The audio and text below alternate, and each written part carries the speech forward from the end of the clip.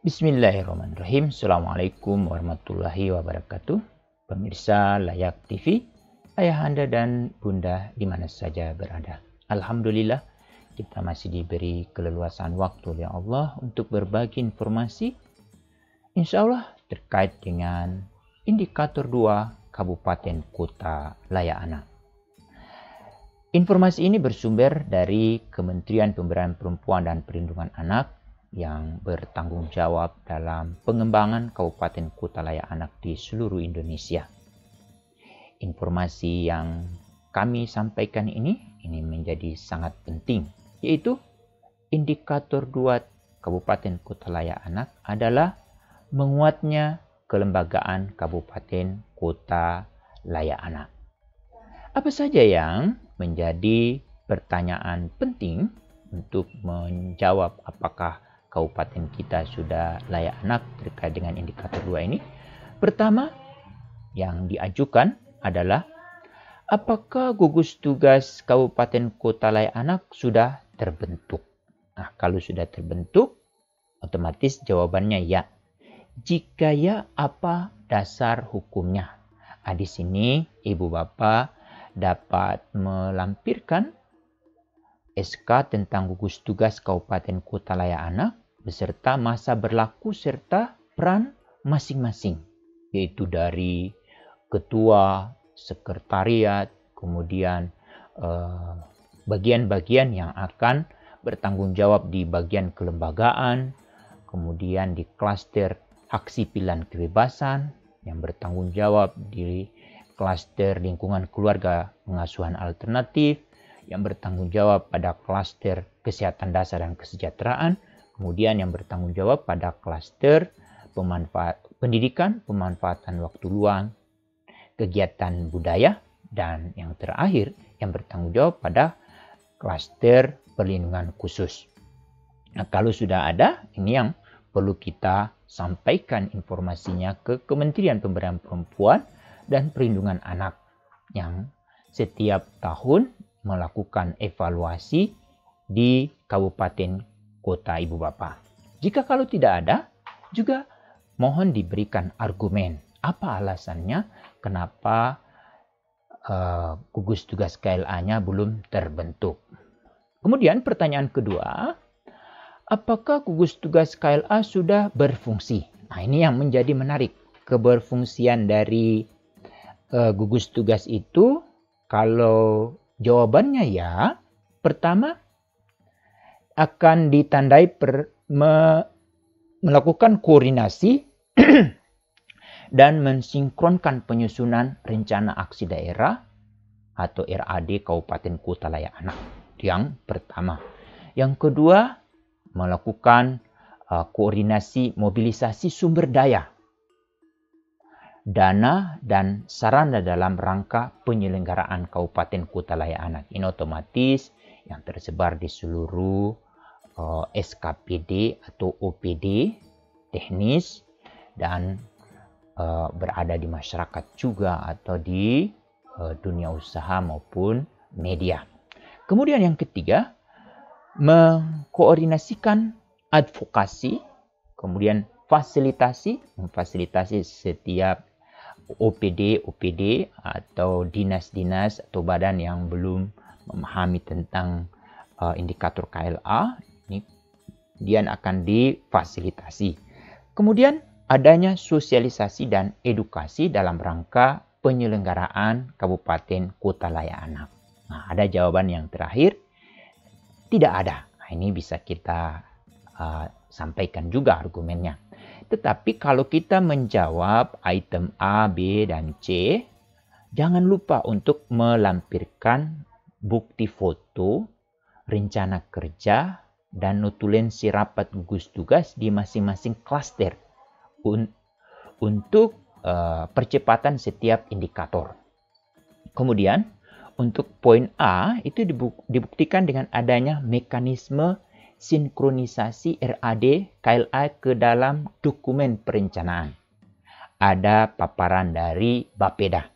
Kemudian untuk poin B dibuktikan adanya pertemuan dengan pihak mitra. Mitra-mitra di sini Seperti yang saya sampaikan tadi, mitra OPD lain, kemudian mitra dari lembaga masyarakat, dari dunia usaha, dan dari media. Lalu poin C, dibuktikan adanya pertemuan dengan pihak mitra. Ini Ibu Bapak terkait dengan pertanyaan yang kedua. Pertanyaan yang ketiga adalah apakah struktur gugus tugas KLA sudah mencakup kelembagaan dan klaster? Ini yang menjadi menarik untuk kita pahamkan bersama-sama, yaitu atas pertanyaan ini, jika kita jawab ya, dalam bentuk apa? Nah, ini catatannya, sampaikan bahwa kelembagaan itu melingkupi siapa saja. Kemudian ada 5 klaster, itu klaster hak sipil dan kebebasan, klaster lingkungan keluarga dan pengasuhan alternatif, lalu klaster kesehatan dasar dan kesejahteraan, klaster pendidikan, pemanfaatan waktu luang dan kegiatan budaya, dan terakhir adalah klaster perlindungan khusus. Selanjutnya, apakah rencana aksi daerah KLA terintegrasi dengan dokumen perencanaan jangka menengah dan atau tahunan, dan target capaian KLA sudah tercantum dalam dokumen perencanaan? Ini kalau kita jawab ya, otomatis kita diminta untuk melampirkan RAD yang dimaksud dan dokumen perencanaan yang memuat RAD, misalnya RPJMD, RKPD, Renja yang sudah memasukkan kabupaten kota layak anak. Contoh konkret dapat dilihat di RPJMN 2020-2024. Selanjutnya, apakah mekanisme pemantauan dan evaluasi pelaksanaan RAD sudah dilakukan? Ini kunci.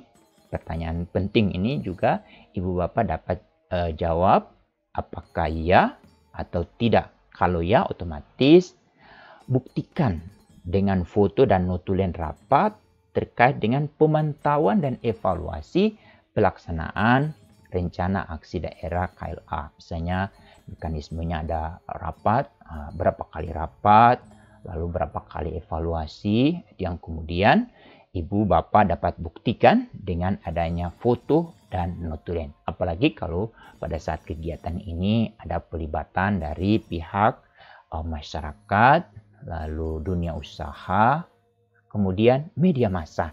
Dan jangan lupa adalah penting juga memastikan forum anak terlibat. Kemudian terkait dengan pertanyaan lanjutan adalah apakah sudah ada data dan informasi dalam bentuk profil anak? Jika ya, apakah diperbaharui setiap tahun? Ini jawabannya ya atau tidak. Lalu menjadi catatan yang perlu diperhatikan bahwa di negara kita yang diberi kewenangan untuk menerbitkan profil atau data terkait dengan kependudukan itu hanyalah Badan Pusat Statistik, baik itu yang ada di tingkat kabupaten kota. Untuk itu ini menjadi tanggung jawab kunci dari BPS untuk menyampaikan profil anak ini. Kemudian apakah profil anak ini setiap tahun dia di update? Itu yang menjadi poin penting. Kemudian yang menjadi menarik adalah apakah ada publikasi tentang kabupaten kota layak anak di kabupaten kota Ibu Bapak. Nah, Ibu Bapak sebagai anggota masyarakat juga sekaligus ada yang menjadi pengusaha atau juga bekerja di media, dan yang paling penting juga bagi yang bekerja di pemerintahan untuk memastikan apakah selama ini di kabupaten kota Ibu Bapak itu ada nggak publikasi terkait dengan kabupaten kota layak anak, baik itu dalam bentuk media cetak. Misalnya setiap pagi kita langganan koran daerah, itu langsung ada informasi tentang bahwa kabupaten kota kita menuju layak anak. Itu yang pertama. Yang kedua, ada media di luar ruang seperti baliho besar, baik itu di daerah perbatasan misalnya, Anda akan memasuki kabupaten atau kota layak anak. Untuk itu, perhatikan keselamatan anak-anak yang ada di sepanjang jalan. Nah, ini menjadi menarik. Siapa saja yang bisa membuat, bisa saja menampilkan foto bupati atau wali kota atau kepala dinas perhubungan atau kepala dinas pariwisata untuk mengajak para wisman untuk mendatangi kabupaten kota kita karena kabupaten kota kita akan menuju layak anak. Kemudian apakah ada media elektronik? Media elektronik bisa saja lewat televisi atau radio atau juga banyak yang bisa kita gunakan. Kemudian media sosial, apakah itu dalam bentuk Facebook atau YouTube atau Instagram atau Telegram atau ya banyak media sosial yang digunakan oleh Pemda untuk mensosialisasikan kepada masyarakat atau terutama kepada anak-anak sehingga setiap orang yang ada di kabupaten kota atau warga dari luar kota itu mengetahui bahwa kabupaten kota kita itu layak anak. Nah, ini semua harus dibuktikan dengan dokumen-dokumen penting. Untuk itu Ibu Bapak ini menjadi sangat menarik bagi kita ya. Untuk itu dalam menjawab indikator 2 kabupaten kota layak anak ini, yaitu menguatnya kelembagaan kabupaten kota layak anak menjadi sangat penting. Untuk itu kami sangat berharap bahwa setiap ayah dan bunda yang baik itu sebagai pribadi atau sebagai orang yang bekerja di pemerintahan atau di organisasi masyarakat atau di dunia usaha maupun di media massa untuk mendorong bagaimana kita memastikan bahwa kabupaten kota di mana kita tinggal itu sudah layak anak. Ini menjadi catatan yang sangat penting. Ini semua tergantung dari komitmen bupati, wali kota, ketua DPRD, lalu otomatis setiap kepala-kepala SKPD, lalu pimpinan-pimpinan organisasi masyarakat, lalu para pengusaha, dan yang paling penting adalah pemilik media massa. Tetapi itu semua tergantung dari ayah dan bunda untuk mendorong bagaimana kita memastikan kabupaten kita menuju layak anak dengan menjawab indikator kedua ini. Demikian, semoga ayah anda dan bunda mendapat informasi ini dan tolong disebarluaskan kepada siapapun agar kabupaten kota kita menjadi kabupaten kota yang sangat melindungi anak-anak kita, menghormati anak-anak kita, dan memenuhi semua hak-hak anak kita. Demikian, Assalamualaikum warahmatullahi wabarakatuh.